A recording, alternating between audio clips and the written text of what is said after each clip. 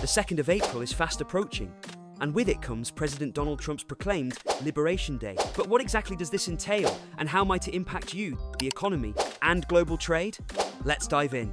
What is Liberation Day? President Donald Trump has designated the 2nd of April as Liberation Day, a date set to unveil a series of tariffs aimed at reducing the United States' reliance on foreign goods and addressing perceived trade imbalances. These reciprocal tariffs are designed to mirror the tariffs that other countries impose on US exports. The planned tariffs are extensive, potentially affecting imports worth trillions of dollars. Key industries targeted include automotive, pharmaceuticals, and semiconductors. For instance, a 25% tariff is set to be imposed on all foreign-made vehicles starting the 3rd of April. President Trump has emphasized the breadth of these measures, stating, "For decades, we have been ripped off and abused by every nation in the world, both friend and foe.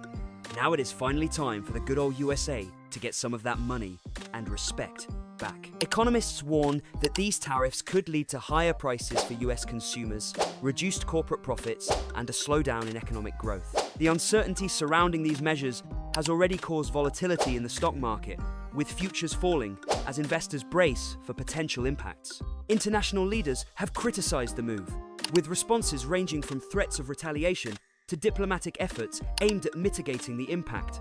For instance, UK Prime Minister Keir Starmer has decided not to impose retaliatory tariffs on American goods despite the impending US duties, hoping to avoid a trade war and continue negotiations for a trade agreement. Similarly, India is considering reducing tariffs on $23 billion worth of US imports to shield itself from the impending reciprocal taxes, which could impact 87% of India's $66 billion exports to the US. For consumers, these tariffs could result in increased prices on imported goods, particularly automobiles and electronics. Businesses that rely on imported materials may face higher costs, potentially leading to price hikes or reduced profitability. Investors should prepare for continued market volatility as the situation develops. As Liberation Day approaches, it's crucial to stay informed about these policy changes and their potential impacts on the economy and daily life.